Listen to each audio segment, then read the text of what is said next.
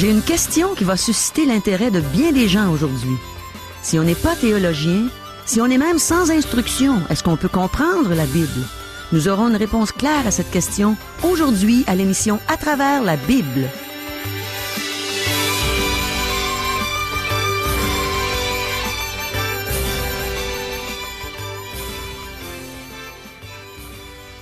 Bonjour, ici Caro. Voici des questions que je me suis souvent posées concernant la Bible. Est-ce que c'est seulement par l'Esprit de Dieu que l'homme peut saisir et comprendre la Bible? Est-ce réellement impossible de comprendre la Bible par ses propres capacités?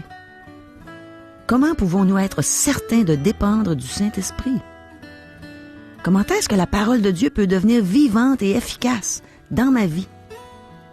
Est-ce que c'est vrai que nous avons besoin de la prière et de l'humilité pour apprendre à lire la Bible? Eh bien, le pasteur Régent Joly a trouvé les réponses à toutes ces questions dans la Bible elle-même, dans la parole de Dieu. Et il est prêt à nous les donner. Alors prions afin que les réponses soient claires pour nous.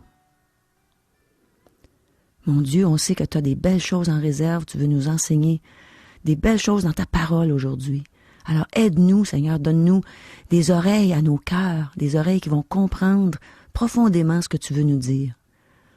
On s'attend à toi, Seigneur. Amen. À toi, Régent. Merci, Caro. Poursuivons notre introduction à la Bible. Peut-être vous me dites, bon, d'accord, je veux bien admettre que la Bible est la parole de Dieu et qu'il serait bon de la lire un jour. Pourquoi pas commencer maintenant? Mais peut-être une autre question, vous vous posez. En ai-je vraiment besoin? Est-ce si important que cela? N'y a-t-il pas d'autre moyen de découvrir Dieu?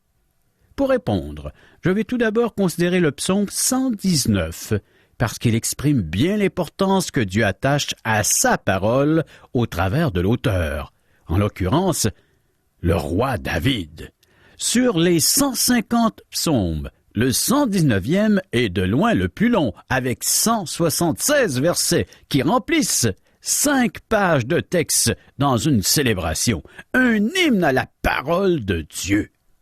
Tous les versets, d'une manière ou d'une autre, à l'exception d'un seul, non seulement élèvent la parole de Dieu, mais aussi en soulignent son aspect pratique.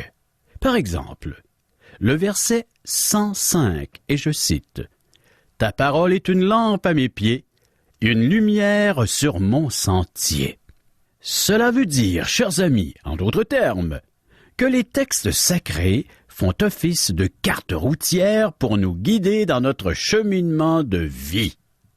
Le livre des livres nous donne des points de repère et sans lui, on peut facilement se tromper de chemin, comme dans le choix de nos valeurs et priorités. Les Écritures nous aident à prendre la bonne décision dans des conditions même difficiles. D'autres versets dans ce même psaume confirment mes dires, et je cite, « La révélation de tes paroles est claire, elle donne de l'intelligence aux simples. Tes commandements me rendent plus sage que tous mes ennemis. Je suis plus instruit que tous mes maîtres, car tes préceptes font l'objet de ma méditation. Par tes ordonnances, je deviens intelligent. » Les versets sont tirés du psaume 119. Lorsqu'on est en mesure d'apprécier ce qui nous entoure dans la perspective divine, alors on a des bases sûres.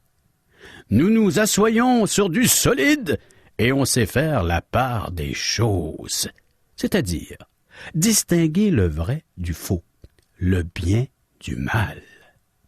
Si vous élevez des enfants, la méditation de la parole de Dieu a une grande importance. Elle est la sagesse. Et vous saurez, par exemple, si une certaine conduite peut être dangereuse ou seulement une gaminerie passagère. Sachez, par exemple, que le livre des Proverbes, que nous retrouvons dans l'Ancien Testament, vous donnera un sens pratique, applicable à votre vie quotidienne. Le livre des Psaumes sera votre meilleur compagnon si le malheur vous frappe. Que de consolation et d'encouragement dans ses écrits. Et je pourrais continuer ainsi pour chacun des 66 livres, à découvrir ensemble le but de ces écrits. Vous trouverez des certitudes, du réconfort, de l'assurance, des réponses et par-dessus tout, la paix intérieure. Oui, chers amis, la paix profonde. Voilà quelques bons aspects, des voies par excellence de la parole de Dieu, parole que nous nous apprêtons à étudier, à méditer. Voici maintenant ce qu'un texte du Nouveau Testament nous dit concernant la parole de Dieu. Personnellement, je trouve ce passage extraordinaire à plus d'un égard. Citons ce texte que nous retrouvons dans Hébreux chapitre 4, verset 12. La parole de Dieu est pleine de vie et de puissance. Elle est plus incisive qu'aucune épée à double tranchant. Elle pénètre jusqu'aux profondeurs de l'être, jusqu'aux articulations et moelles de notre vie intérieure, jusqu'à la ligne de séparation entre la vie de l'âme et celle de l'esprit. Elle discerne et révèle les sentiments et les penchants du cœur. Elle juge les pensées et les intentions les plus secrètes. Non seulement elle permet de véritablement se connaître, mais aussi de comprendre les autres. Lire la parole de Dieu, c'est une ouverture envers notre prochain. Chers amis, la parole de Dieu est comparée à un bistouri. Oui, comme celui d'un médecin. Soit qu'on s'y rapproche parce qu'on a besoin d'une opération, ou soit qu'on s'y éloigne parce qu'on craint justement que cette lame vienne transpercer notre chair. Mais la parole de Dieu veut opérer un miracle. Elle veut opérer une opération divine, non seulement en surface, mais en profondeur, dans l'âme. Voilà pourquoi un besoin de l'être humain de s'exposer aux saintes Écritures, afin que le grand médecin de l'âme puisse y opérer avec soin, avec amour, avec compassion, chacun d'entre nous. Pendant ces prochaines années, les 5 prochaines années, en étudiant la parole de Dieu, je vais prier que ce bistouri vienne accomplir parfaitement son œuvre dans mon cœur et dans votre cœur, chers auditeurs. Oui, chers amis, nous avons besoin de cette intervention divine pour notre vie. Voilà la parole de Dieu, une part de son œuvre dans notre vie, celle de faire réaliser l'être que nous sommes devant Dieu. Par le fait même, à mieux comprendre notre prochain, puisque plus que nous allons nous connaître, nous allons mieux saisir la portée de certains actes, de certains gestes commis par l'homme. Dieu ne cache rien. Tout être humain est mis à nu devant lui. Nous allons donc apprendre à nous connaître et à nous découvrir pendant la lecture et la méditation de ces saintes paroles de Dieu. Un autre texte nous le dit, et cette fois dans le Nouveau Testament, cité par l'apôtre Jacques. Jacques chapitre 1er verset 25, et je lis, « Celui qui aura plongé le regard dans la loi parfaite, la loi de la liberté, et qui aura persévéré, celui-là sera heureux dans ses activités. » Vous voulez la joie? La joie dans toutes vos activités? Qu'elles soient faites selon l'inspiration des Saintes Écritures, que ce soit la motivation de vos œuvres. Que cette parole vous donne la force, le vouloir et le faire d'accomplir des choses qui seront plaire à notre Créateur. Des êtres humains qui vont vivre d'une façon agréable à celui qui nous a donné le souffle de vie. Cette loi est parfaite. Nous allons entre autres sonder les textes sacrés. Nous allons parcourir les 66 livres. À 5 fois par semaine, du lundi au vendredi, si Dieu nous prête vie, à vous et à moi. Dans le cadre de cette longue introduction, de ces 66 livres, de cette inspiration divine. Oui, chers amis, on peut comprendre qu'une vie radicalement transformée soit l'œuvre de Dieu dans la vie d'une personne qui a accepté le Christ comme son sauveur et maître. Mais il est plus difficile d'admettre que sans l'intervention de ce même Dieu, et plus précisément du Saint-Esprit, la troisième personne de la divinité, on ne pourra pas vraiment ni rencontrer Dieu, ni découvrir les richesses spirituelles du livre des livres. Il faut que nous accompagnions Dieu et le Saint-Esprit dans les découvertes qu'il veut bien nous révéler. Certes, on pourra toujours apprécier toutes les merveilles de la nature, ainsi que la valeur littéraire, poétique ou historique même de ce livre. Mais seul l'Esprit de Dieu peut nous faire connaître les mystères de la divinité. Car, par définition, les pensées de Dieu dépassent infiniment les nôtres, n'est-ce pas? Autrement dit, sans une intervention divine, sans une révélation de sa part, Dieu demeure inconnu. Pour saisir le message que nous adresse la Bible, le lecteur a besoin d'un secours surnaturel. Si, comme nous le croyons vraiment, le livre des livres est d'origine divine, inspiré, soufflé par le Saint-Esprit, nous avons besoin de son aide. L'apôtre Paul, qui a écrit à peu près la moitié du Nouveau Testament, nous dit ceci concernant ce qu'il connaît de Dieu. Lisons ensemble cette citation, 1 Corinthiens chapitre 2, versets 7 à 11. « Nous prêchons la sagesse de Dieu, mystérieuse et cachée, que Dieu, avant les siècles, avait prédestinée pour notre gloire. Sagesse qu'aucun des chefs de ce siècle n'a connue, car, s'il l'avait connue, il n'aurait pas crucifié le Seigneur de gloire. Mais, comme il est écrit, ce sont des choses que l'œil n'a point vues, que l'oreille n'a point entendues, et qui ne sont point montées au cœur de l'homme, des choses que Dieu a préparées pour ceux qui l'aiment. Dieu nous les a révélées par l'Esprit, car l'Esprit sonde tout, même les profondeurs de Dieu. Qui donc parmi les hommes connaît les choses de l'homme, si ce n'est l'Esprit de l'homme qui est en lui? De même, personne ne connaît les choses de Dieu, si ce n'est l'Esprit de Dieu. Oui, chers amis, nous pouvons saisir des choses divines uniquement en nous plaçant devant cette présence divine, en laissant Dieu se révéler, se faire connaître à nous. Nous, notre part, c'est de disposer notre cœur à recevoir ce que Dieu veut bien placer dans notre vie. C'est seulement par l'Esprit de Dieu que Dieu peut se faire connaître à chacun d'entre nous. Prenons par exemple une personne connue publiquement, bien connue, une star, un artiste, connu de plusieurs en superficie seulement. Très peu de gens savent réellement qui est cette personne dans son intimité.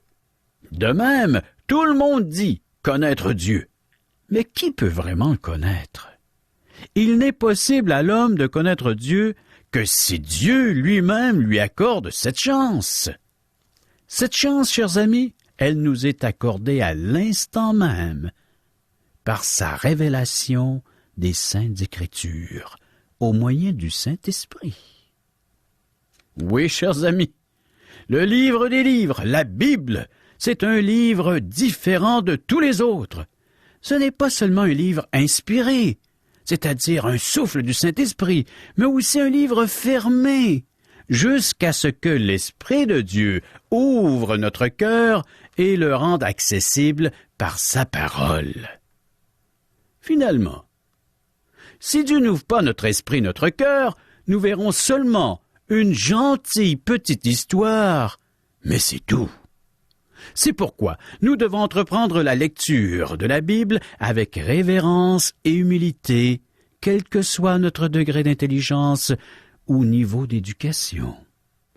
Toujours concernant notre besoin d'aide divine, voici comment l'apôtre Paul compare l'esprit de l'homme et l'esprit de Dieu. Citation d'1 Corinthiens chapitre 2, cette fois les versets 13 et 14. Et nous en parlons non avec des discours qu'enseigne la sagesse humaine, mais avec ceux qu'enseigne l'esprit, employant un langage spirituel pour les choses spirituelles. Mais l'homme naturel n'accepte pas les choses de l'Esprit de Dieu, car elles sont une folie pour lui, et il ne peut les connaître parce que c'est spirituellement qu'on en juge. La parole de Dieu confirme bien le fait que nous avons besoin de l'Esprit de Dieu afin de nous sentir personnellement concernés par ce que disent les Écritures. Nous avons besoin de l'Esprit de Dieu pour ouvrir notre esprit à cette dimension spirituelle, divine, à cette présence de Dieu dans notre vie. L'Esprit de Dieu aide à croire en produisant une conviction intérieure sur mon cœur. Il démontre la valeur et l'autorité de la Bible, de ses textes sacrés. En effet, bien que ceci soit objectivement la vérité, la parole même de Dieu, il faut pour établir notre foi en elle une conviction intérieure que seul l'Esprit de Dieu peut donner. Le Saint-Esprit aide à comprendre les Écritures en les personnalisant, en faisant en sorte que le lecteur, de lui-même et pour lui-même, en saisisse le sens et la vie qui en découle.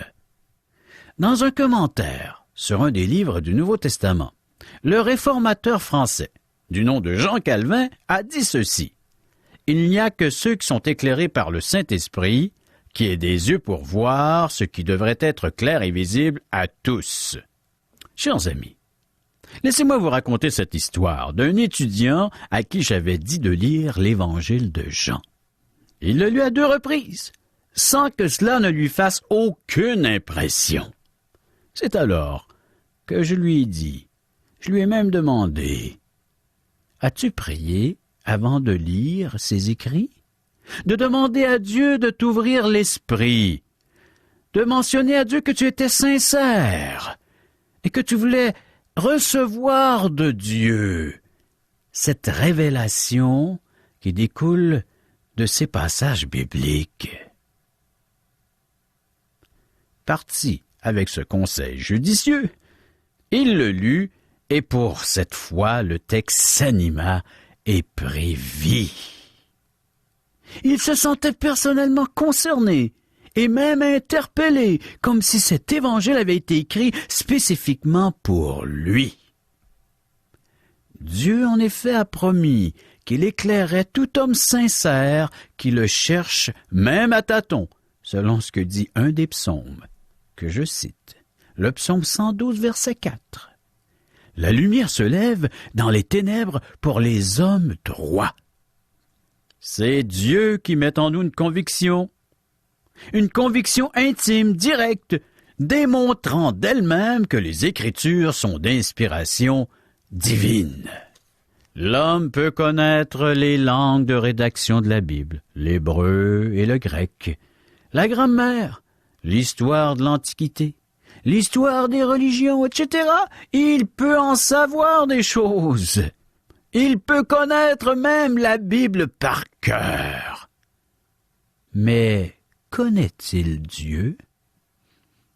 Fait vécu, chers amis. Vous et moi, nous avons appris des choses concernant Dieu. Quelle relation avons-nous avec lui? Des curés, après 40 ans d'études en théologie, d'enseignement, se sont convertis à la suite d'un de leurs sermons, de leurs messages. Ils ont réalisé qu'ils n'avaient pas de relation intime avec Dieu. Et la même chose pour des pasteurs, certainement. Voyez-vous, chers amis, C'est l'Esprit qui communique la vie divine.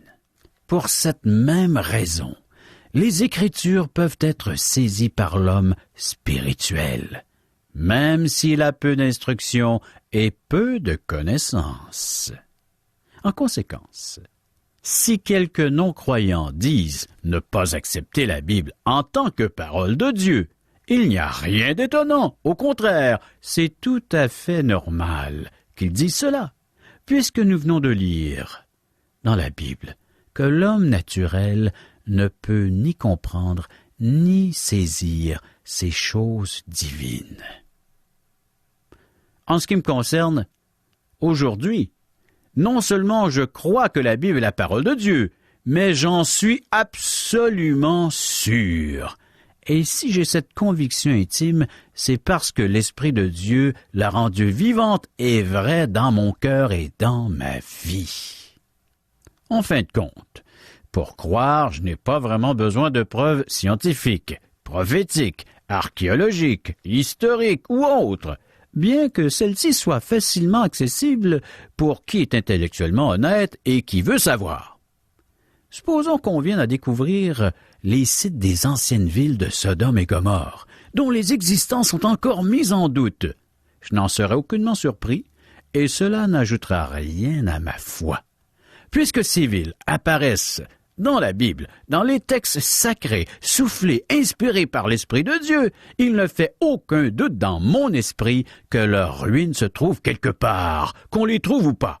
Bien sûr, mon souhait pour vous, qui m'écoutez, c'est qu'on les trouve, mais surtout qu'un jour, vous aussi, vous ayez cette même conviction que le livre des livres, la Bible, est bel et bien la parole de Dieu. C'est pourquoi il me faut lui demander son aide, afin qu'il puisse me guider dans ses Écritures. Selon l'Évangile de Jean, et je cite, parole de Jésus, Jean 14, verset 26, « Mais le Consolateur, l'Esprit Saint, que le Père enverra en mon nom, vous enseignera toutes choses et vous rappellera tout ce que je vous ai dit. » Et toujours dans le même Évangile, l'Évangile selon Jean, cette fois chapitre 16, verset 13. « Quand le Consolateur sera venu, l'Esprit de vérité, il vous conduira dans toute la vérité, car il ne parlera pas de lui-même, mais il dira tout ce qu'il aura entendu, et il vous annoncera les choses à venir. Il me glorifiera, parce qu'il prendra de ce qui est à moi, dit Jésus, et vous l'annoncera. » Comme je l'ai déjà précédemment et assez longuement dit, c'est le Saint-Esprit qui est celui qui enseigne. Donc, il vous faut demander à Dieu de vous parler. Si vous apprenez quoi que ce soit en suivant ces émissions, ce ne sera pas grâce à moi, mais parce que l'Esprit de Dieu aura ouvert votre esprit, votre intelligence et touché votre cœur. Chers amis, prenez le temps de lire les Écritures. Faites-leur de la place dans votre emploi du temps. Que l'Esprit de Dieu vous enseigne dès maintenant dans votre cœur. Merci, Régent. Tout est clair maintenant. Il faut que je vous raconte ce qui m'est arrivé en ce qui concerne la compréhension de la Bible, de la parole de Dieu.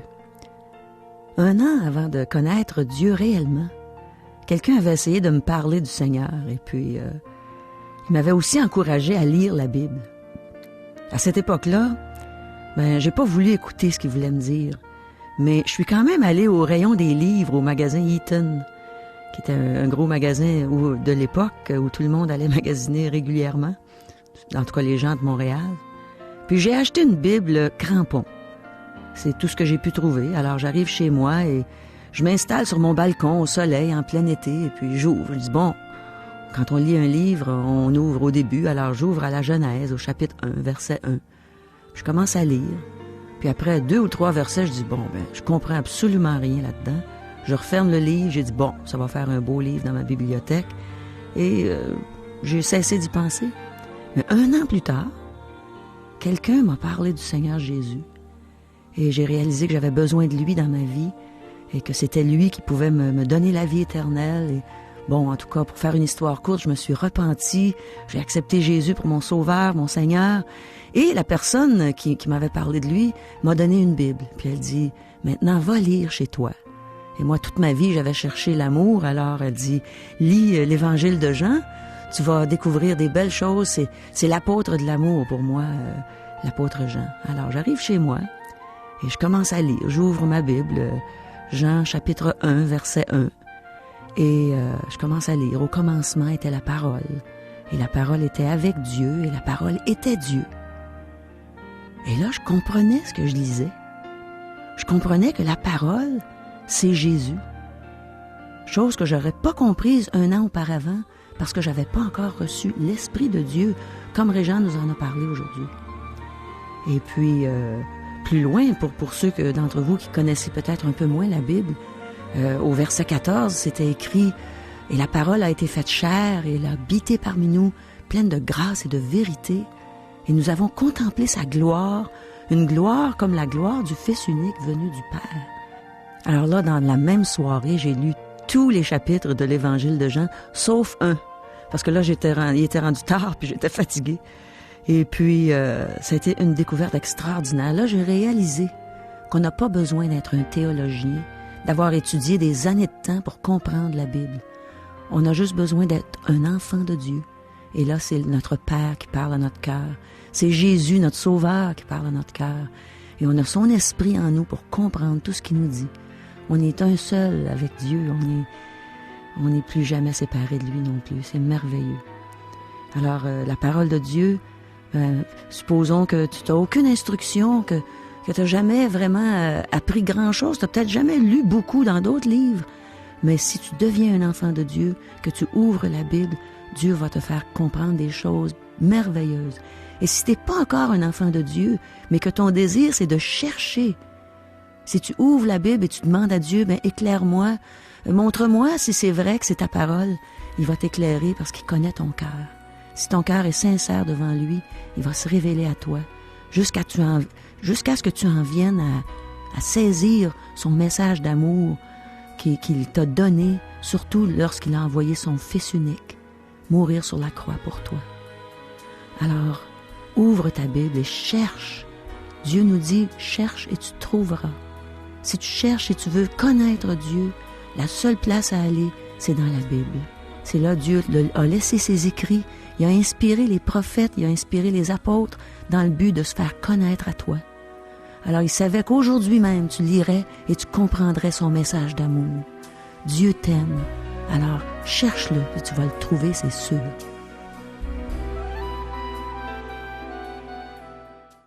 Vous avez des commentaires? Des questions? Vous aimeriez savoir ce que la Bible a à dire sur tel ou tel sujet?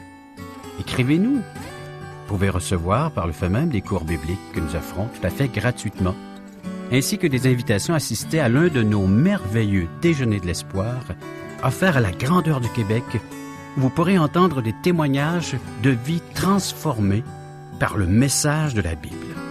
Pour en connaître les dates et les endroits où auront lieu ces déjeuners, pour nous rejoindre, un des membres de l'équipe d'Aujourd'hui l'Espoir est disponible à recevoir vos commentaires. Vous composez le numéro de téléphone suivant, 1-877-l'Espoir, 1-877-l'Espoir, ou via notre site Internet www.espoir.ca, ou bien vous nous écrivez à Aujourd'hui l'Espoir, 6640 3e Avenue Ouest, Charlebourg, Québec, le code G1H 6H4. Ici, Régent Joly qui vous dit à demain.